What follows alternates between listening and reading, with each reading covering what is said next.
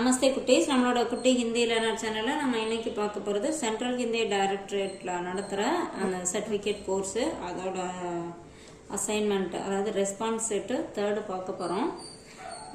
அதில் first exercise, கீழ்காணும் எழுத்துக்களை சீரான வடிவிலும் அமைப்பிலும் எழுதுக. எழுத்துக்களின் தலைக்கோடு தரப்பட்டுள்ள புள்ளிக்கோட்டின் மேல் அமையுமாறு கவனமாக எழுதவும்.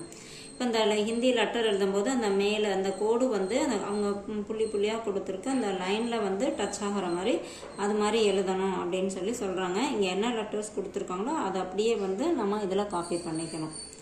அடுத்தது செகண்ட் எக்ஸசைஸ் பாருங்கள். கீழ்காணும் சொற்களை உறக்க படித்து தேவநாகரி எழுத்தில் எழுதவும். தேவநாகரி எழுத்து அப்படின்னா ஹிந்தி எழுத்தை தான் சொல்கிறாங்க.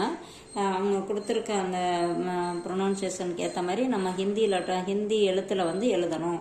இப்போ பாருங்கள், இதில் ஹை, அந்த புள்ளிக்கு தான் இங்கே கோடு மாதிரி கொடுத்துருக்காங்க. இப்போ ஹை, நஹி, பாஞ்ச், நீந்த், காயே, இந்த கோடு வர இடத்துல இங்கே நம்ம மேலே புள்ளி வைக்கணும்.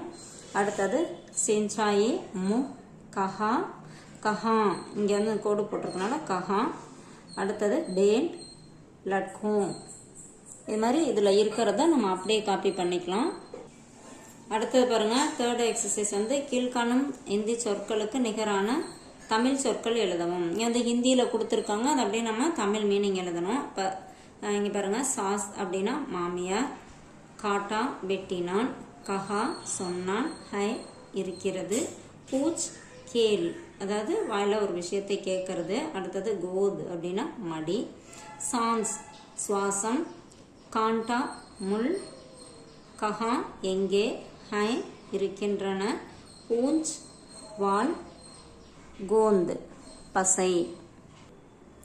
அடுத்து ஃபோர்த் எக்ஸசைஸ் பாருங்கள். விசர்க் அப்படின்னா இந்த 2 டாட் வைக்கிறது. அந்த எழுத்துக்களை பயன்படுத்தி தேவநாகரில் 4 சொற்கள் எழுதவும். இந்த எழுத்தை யூஸ் பண்ணி எழுத சொல்லியிருக்காங்க. இப்போ பாருங்கள், அத்த, புன, ஸ்வதஹ், ஃபலதஹ், இதெல்லாமே இந்த கடைசியில் அந்த விசர்க் யூஸ் பண்ணி நம்ம எழுதியிருக்க வார்த்தைகள். அடுத்தது பார்த்தீங்கன்னா 5th எக்ஸசைஸ், ஒவ்வொரு வாக்கியத்தையும் படித்து சரி அல்லது தவறு என எழுதவும்.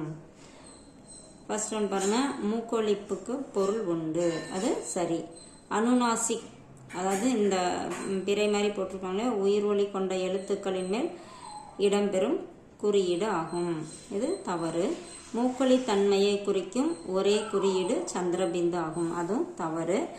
நம்ம டாட்டும் வைப்போம். சமஸ்கிருதத்தில் இருந்த பெறப்பட்ட சொற்களில் விசர்க் பயன்படுத்தப்படுவதில்லை, இது தவறு. இந்தியில் உள்ள எல்லா உயிரெழுத்துக்களும் மூக்கொழியாக ஒலிக்கக்கூடியவை, இது சரி. இது எல்லாத்துக்குமே பார்த்தீங்கன்னா இந்த புக்கிலேயே இதோட டீட்டெயில் கொடுத்துருப்பாங்க, அதை பார்த்தீங்கன்னாவே இதெல்லாம் தெரியும். அடுத்தது 6th எக்ஸசைஸ் பாருங்க. கீழ்காணும் சொற்களை தேவநாகரியில் எழுதவும். சந்தே அப்படியே நம்ம ஹிந்தி எழுத்துல எழுதணும், அதாவது தேவநாகரி எழுத்துல எழுதணும். ஆத்மி, இதுவும் அதே மாதிரி தான். அடுத்து பாருங்க, அந்நிய, கம்பன், கம்பல், அன்னதாதா, இது தான் பொண்ணு, அன்னதாதா.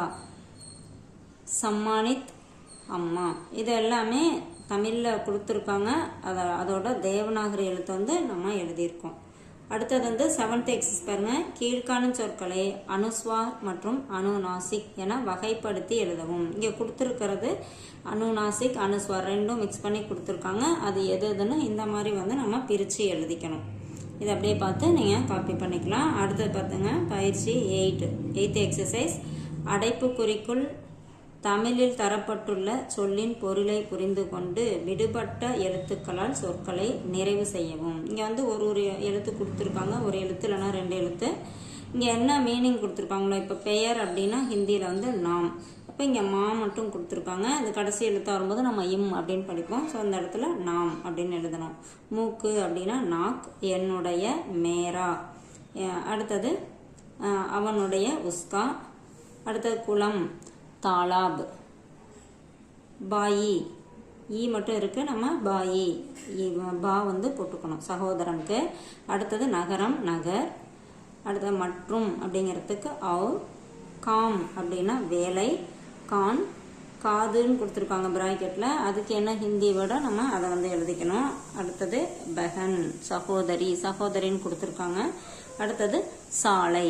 இது மாதிரி நம்ம இது அப்படியே தேவநாகரி எழுத்துல இதோட மீனிங் ஹிந்தியில் எழுதணும். ஓகே, இப்போ இதில் வந்து உங்களுக்கு லாஸ்ட் பேஜ் இந்த மாதிரி கொடுத்துருப்பாங்க. உங்களோடதுல என்னென்ன பகுதியில் வந்து இம்ப்ரூவ்மெண்ட் வேணும் அப்படிங்கிறதெல்லாம் இதில் கொடுத்துருப்பாங்க. உங்களுக்கு கரெக்ஷன் பண்ணி வரும்போது நீங்கள் அதை பார்த்து தெரிஞ்சுக்கலாம். இதுலேயும் ஏதாவது கரெக்ஷன் இருக்கான்னு பார்த்து எனக்கு வந்துருந்துச்சுன்னா ரிப்ளை பண்ணுங்கள். நான் முடிஞ்ச அளவு புக்கை ரெஃபர் பண்ணி போட்டிருக்கேன். ஏதாவது கரெக்ஷன் இருந்தால் எனக்கு சொல்லுங்கள். உங்களுக்கு ரொம்ப யூஸ்ஃபுல்லாக இருக்குன்னு நினைக்கிறேன். தேங்க்யூ.